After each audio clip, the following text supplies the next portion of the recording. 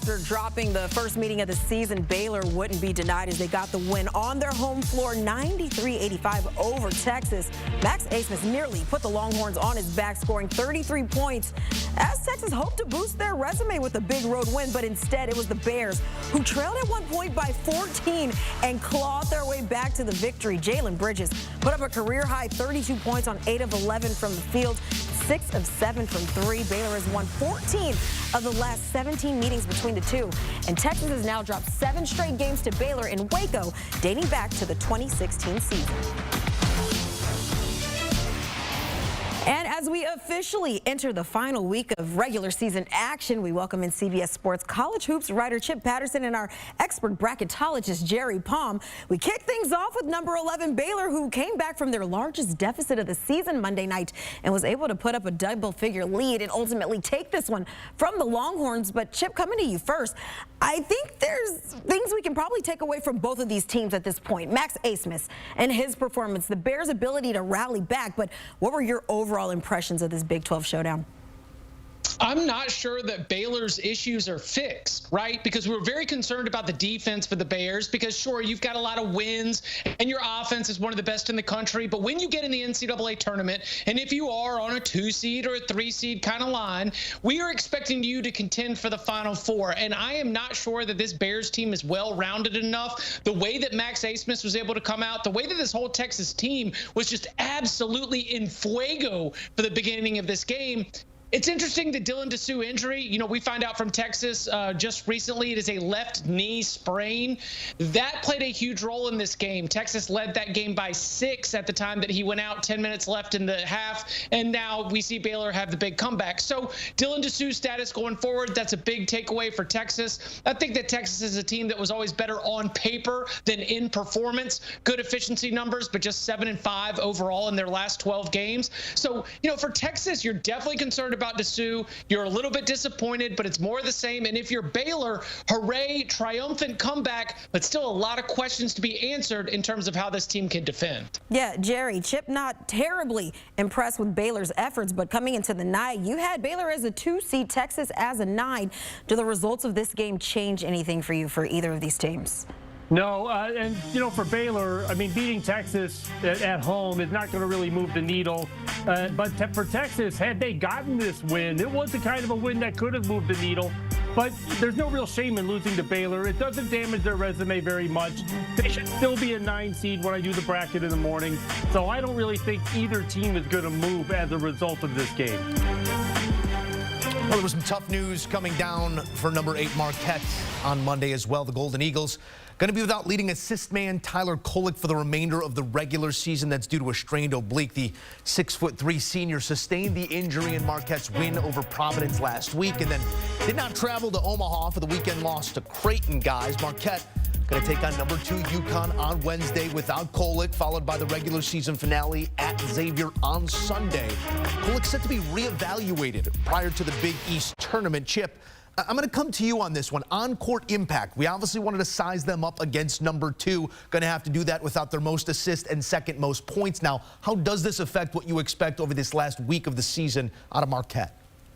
I'm not expecting them to be anywhere close to their best form. I do think that they have capable backcourt players who can step in. I think Cam Jones is someone who has always shown the ability to answer the call when his number is called offensively. But for Tyler Kolek, you just need to get him right.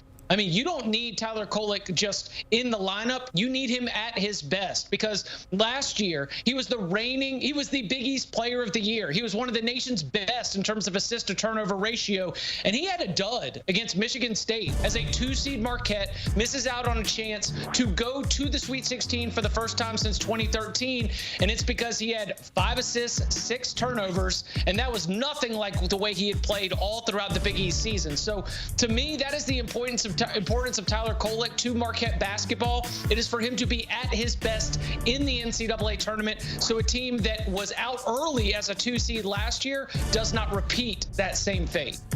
Hey, Jerry, Joe just showed us what lies ahead for Marquette, but I want to know, in your eyes, how safely are they on the 2 line? How much room for error do they have in these last 2 games of the regular season?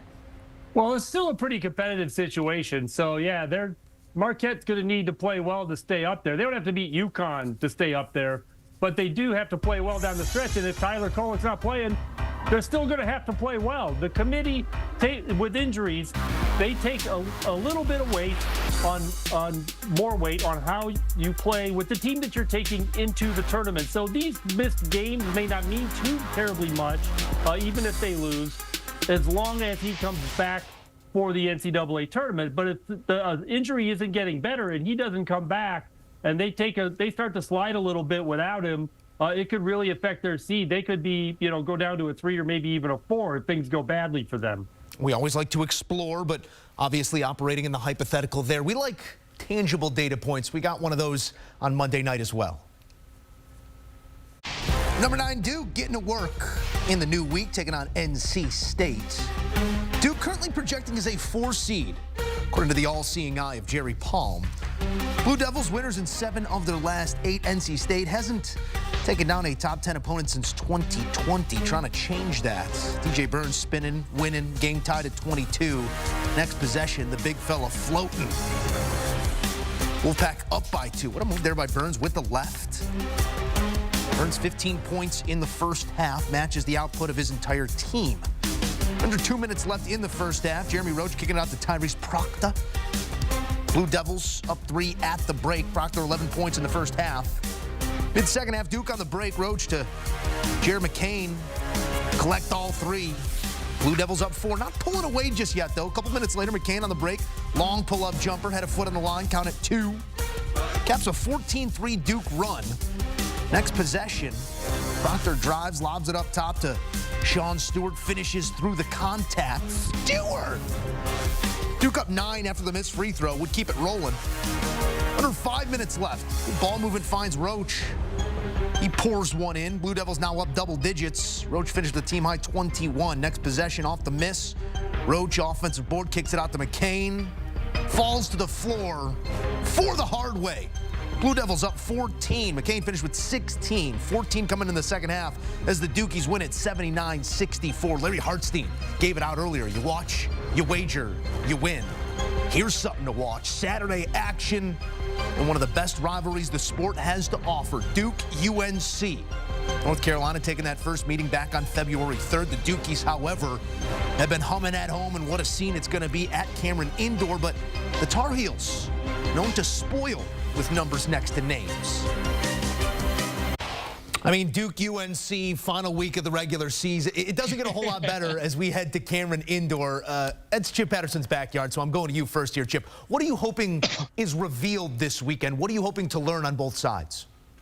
Ooh, we got to see North Carolina defensively, because this Duke team is throwing absolute just haymakers right now. That backcourt that you've got right there, when you've got Jeremy Roach, and he's able to get it to Tyrese Proctor, and he's able to get it over to McCain. And by the way, all 3 of these guys are elite 3-point shooters. We saw North Carolina's defense get to a next level when they won 10 games in a row. Are they going to be able to do that in Cameron against a Duke team that absolutely has revenge on its mind after getting downright embarrassed in the Dean Dome earlier this season?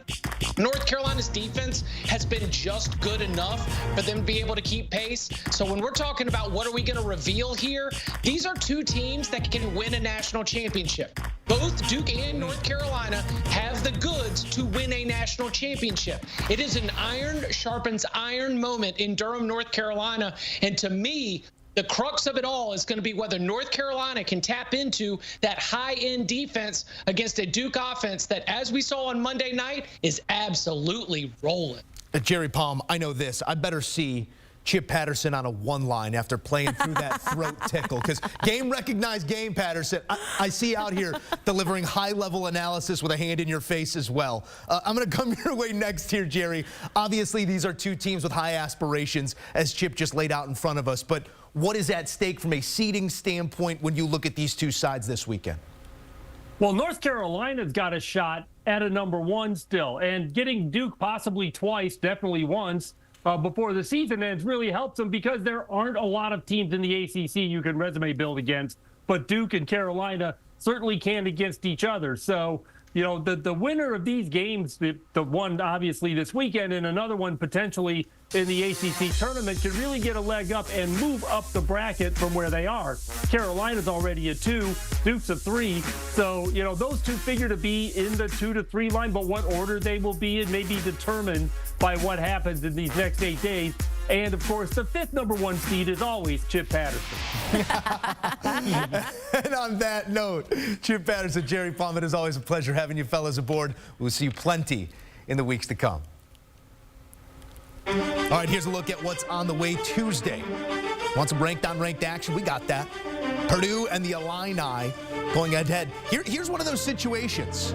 The higher-ranked team on the road catching points. Vegas usually knows something. It's a short favorite for Illinois in Champaign. Notre Dame, North Carolina going up as UNC gets primed for that meeting with Duke. 15.5 between them, according to our friends in the desert. You get some SEC basketball as well. Number 16, Alabama, taking on Florida. Same scenario, ranked side on the road, catching points. And then it's San Diego State, UNLV in a similar scenario, except this time it's the ranked side on the road, laying them 2.5 coming your way on CBS Sports Network.